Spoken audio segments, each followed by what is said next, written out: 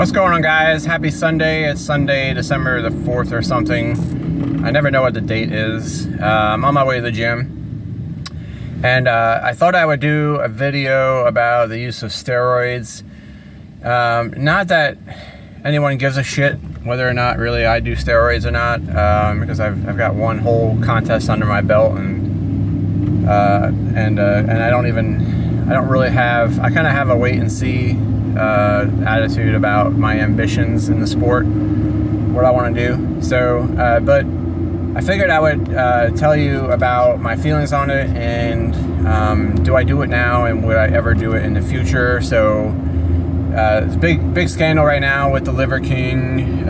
He lied through his teeth multiple times about the use of his steroid use. It was a really foolish thing for him to do, because it really just polluted and really just stomped the piss out of an otherwise really good message for people, you know, ancestral living and especially men, finding your manhood again, and being a man, being that divine masculine, is so lacking in the society right now, to the point that I don't know if we're ever gonna come back. So the message was good, and the steroid use was kind of a red herring, but he kind of brought that on by being on steroids and being freakishly huge, and walking around shirtless constantly, you know, and it was just obvious to anybody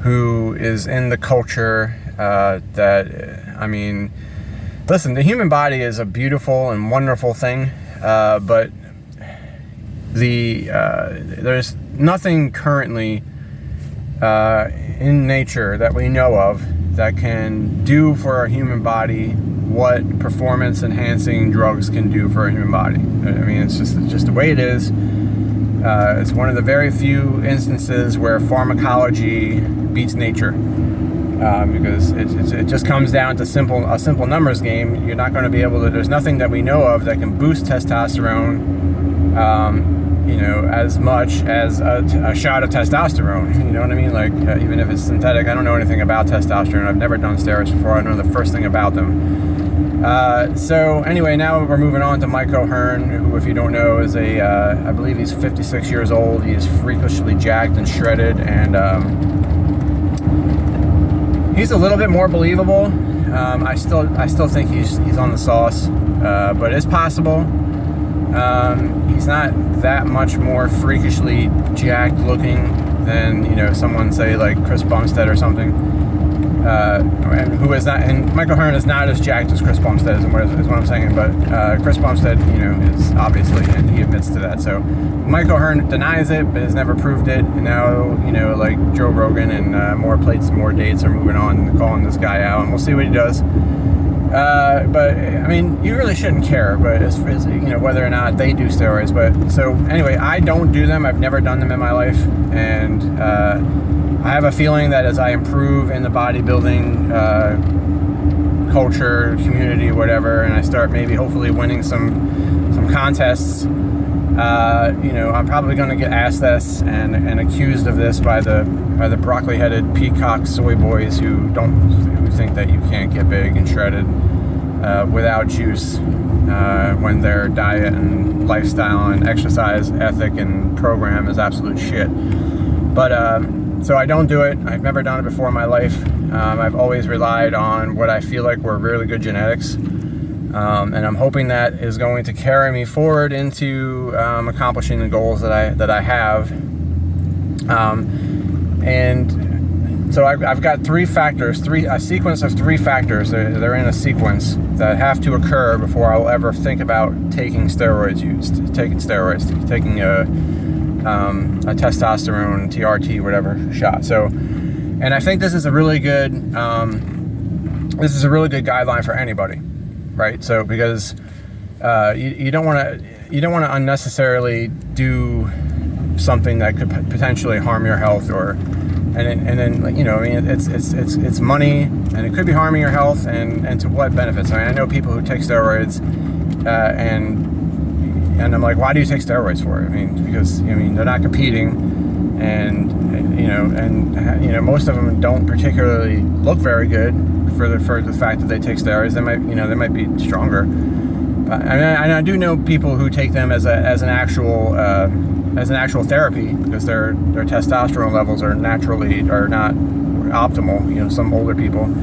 And one thing that I have done first and foremost before even doing that is I live a lifestyle that provides for my body's ability to optimize testosterone and growth hormone levels. So, I live a keto lifestyle, and the good news about that is, when you Google things that will natural ways to boost testosterone, you will basically see my lifestyle in a snapshot. So it's like eat red meat, eat eggs, eat high cholesterol. These are all precursors for testosterone development. In your body. Things like asparagus that are high in zinc, and things that are high in zinc cause you to produce testosterone. I've already got all that worked out, so it's good. And then inevitably you come to things that you should not do because they hinder the production of testosterone, and I don't do any of those things. So my lifestyle was already pretty well set up for that, to have optimal natural levels of testosterone. So that's good. And then I take an herbal testosterone boosting supplement that has tonka ali and Fedosia agrestis in it. So those are two powerful herbal supplements that have an effect on the production of testosterone. And they work very, very, very well. I recommend those. I don't know what my T levels are. I've not had my blood tested, and I need to. But I don't have any of the symptoms of having a low testosterone count in my blood. So, because I'm building muscle, and I have great energy levels, and I'm sleeping very well, and just everything that you would need, to see in someone that has optimal testosterone levels is there for me. So it's good. So I have no medical reason to take testosterone. That's first and foremost. So fast forward to the end of the year. I've done my contest, 2 or 3 contests I've got scheduled to do. I don't know if I'm going to do a third one, but I'm definitely doing 2. And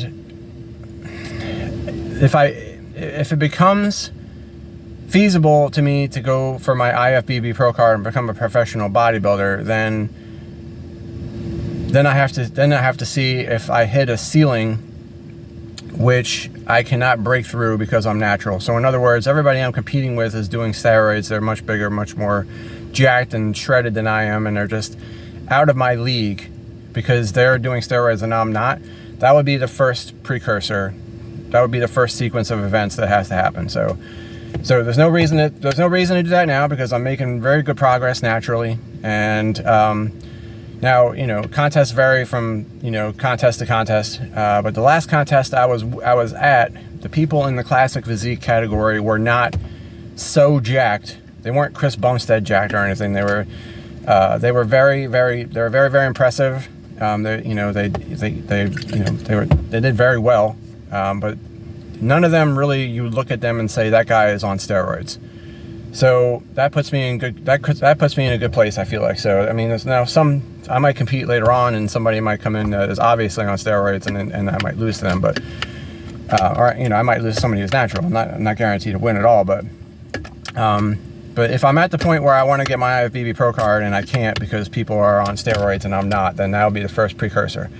And then the second precursor is, will taking steroids bump me up back up into their league to compete with them? So if taking steroids is not going to really make much of a difference for me getting on stage with these people because they got it better than I do. You know what I mean? Like, it's not being defeatist or anything, but even if the use of steroids will not make me competitive with these people, then I'm not going to do it, obviously. So then the third sequence would be, if yes to the first 2 questions, then the third question is, how negatively will it affect my health? If I feel like it'll affect my health too negatively, then I'm not going to do it. So if yes to the first 2 questions and no to the second question, will it negatively affect my health? Then I would consider doing steroids. And I think that's a really good guideline for people because, you don't want to do it unnecessary.